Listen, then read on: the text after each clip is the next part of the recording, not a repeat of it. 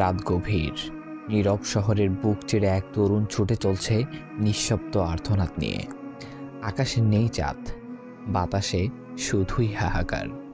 পায়ের নিচে জীর্ণ রাস্তাটাও যেন কাঁপছে তার আতঙ্কে। তার নিঃশ্বাস ভারী, দ্রুত ছিন্ন ছন্দে ওঠানামা করছে, বুকে জমে থাকা কান্নার ঢেউ। হঠাৎ ফোনের নোটিফিকেশন বেজে উঠল, কিন্তু সে সেদিকে ভ্রুক্ষেপই করল না।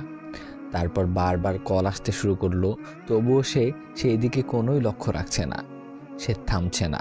সময়ের কাছে আজ আর কোনো অজুহাত চলে না। তার চোখ ছলছল করছে। বৃষ্টি ভেজা দৃষ্টিতে সামনে তাকিয়ে সে দেখছে একটি নতুন খোঁড়া কবর, তার প্রিয় বন্ধুর।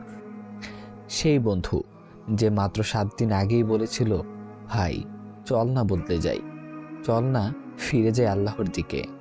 সে হেসেছিল, এক চিলতে অবহেলার হাসি দিয়ে সে বলেছিল, আরে ভাই, সামনে তো অনেক সময় আছে, তখন একসময় তওবা করে নেব। তবে আজ সে দাঁড়িয়ে আছে সময়ের বাইরে। তাওবার দোয়ার তার জন্য আর খোলা নেই। পাথরের মতো ভারী চোখে সে শুধু বলে যায়, আমি অনেক দেরি করে ফেলেছি। তুমিও কি সেই হতভাগ্য হবে যে সময়কে খেলার ছলে হারিয়ে ফেলবে, নাকি হবে সেই সৌভাগ্যবান যে অন্ধকারে ডুবে যাওয়ার আগেই আল্লাহর নূরের দিকে ফিরে আসবে?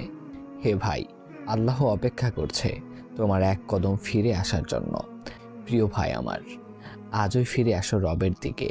তাও আবার ঝুম বৃষ্টিতে নিজেকে ধুয়ে মুছে রবের কাছে বলো, হে আমার রব, আমি আমার গন্তব্যে ফিরে এসেছি।